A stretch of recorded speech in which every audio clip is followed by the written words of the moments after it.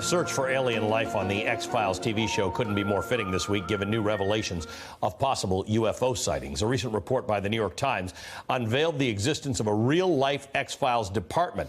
It's a 5-year secret government program to investigate mysterious flying objects, and especially focused on encounters by members of the military, like this one.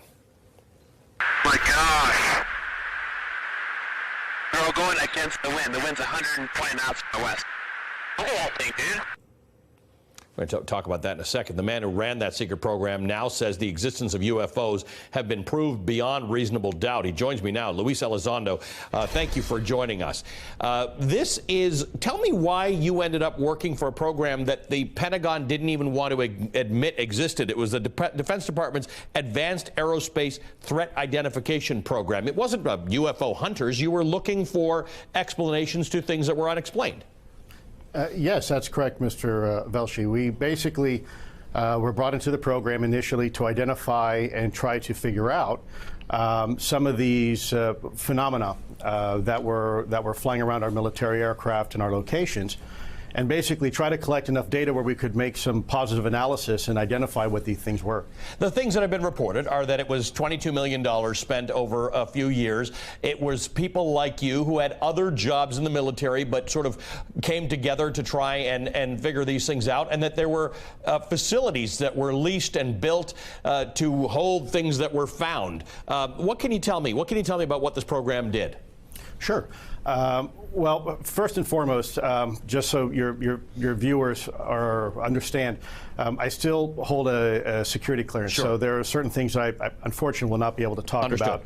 And because I'm no longer employed with the U.S. government, you're going to have to bring up some of these questions with the U.S. government directly. But I can tell you from our perspective, since 2008, we collected a lot of information. Frankly, it wasn't just eyewitness testimony. It also included signature data from radar, video as well. It also included other eyewitness testimony from radar operators that were on scene, air traffic controllers. And so basically we put all this information together to try to identify, if we could, a signature, basically something that gave us a common picture of what we were looking at. And in many cases, we weren't able to find what that was. So it didn't match any signature of an aircraft or a drone or a missile or anything else from a DOD or Department of Defense perspective that we would normally be looking for. I want to ask my control room to put that video up again of the F-18s off of San Diego that had intercepted something that they say looked like a Tic Tac, a big flying Tic Tac. Part of what you learned is that there were things out there, and sometimes there's no logical explanation, but that had great velocity. They operated at great speed, unusual shapes, no obvious method of propulsion, no obvious method for lift, even though things would just hover there as if they were a helicopter. Now, it doesn't mean it's alien, but it means that it's unexplained, right? Yes, that's correct. What it simply means is that we don't know what it is. It doesn't match any profile of any known aircraft that we have, and we think that others might have as well. So the bottom line is we don't really know what it is, but it is maneuvering and operating in a fashion that really is very uncharacteristic of anything that we have seen flying before. What keeps you up at night? What did you leave thinking the most about? What's the thing that what's the question, the big unanswered question that you have? I think the one thing that kept me up at night was the inability for me to be able to inform my boss, the secretary, of some of the specific findings that we were coming across. I think our Secretary Mattis, is an amazing human being. Frankly, if you ask me, he's a hero, national hero. And I've served some time with him before in combat theater. So I know the kind of man he is, and I think he is a man who rather have more information, not less.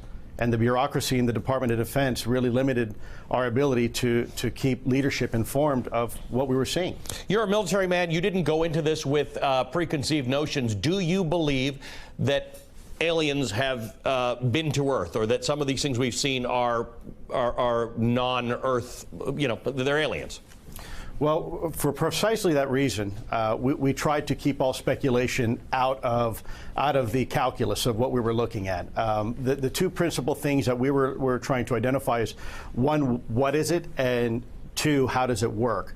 And then hopefully by answering those questions, we would be able to ascertain later on, or perhaps, smarter folks than us, determine who's behind the wheel and what their intentions might or might not be. I read one article where it said it's as if you gave it's as if somebody were to give Leonardo da Vinci a garage remote door opener, right. and he'd have to reverse engineer what is this plastic, what does it do. He wouldn't know anything about it, but you'd have to figure it out from what you had. That's correct, but I'll tell you too. I think in the defense of the program, we actually have some very interesting, I believe, and some very nuanced observations that are now for the first time allowing us to have a better collective understanding of just how it works. So the big question of what it is, well, we're not quite there yet, but right. I think we're a lot closer now to how it works, some of the advanced physics, than we were just even 2 years ago. I think we have some very interesting conclusions where before maybe we were trying to identify 5 separate exotic technologies right. to explain what we were doing. I think we've come to the point now where we begin to realize it's really all a manifestation of potentially a single technology. Wow. All right, Luis, I know you can't tell us everything about it, but there's lots of stuff out there recently that I think folks should read. Really fascinating. Thanks for being with us. Luis Elizondo is a former Pentagon official who led the effort to investigate UFOs. Hey there, I'm Chris Hayes from MSNBC. Thanks for watching MSNBC on YouTube. If you want to keep up to date with the videos we're putting out, you can click subscribe just below me or click over on this list to see lots of other great videos.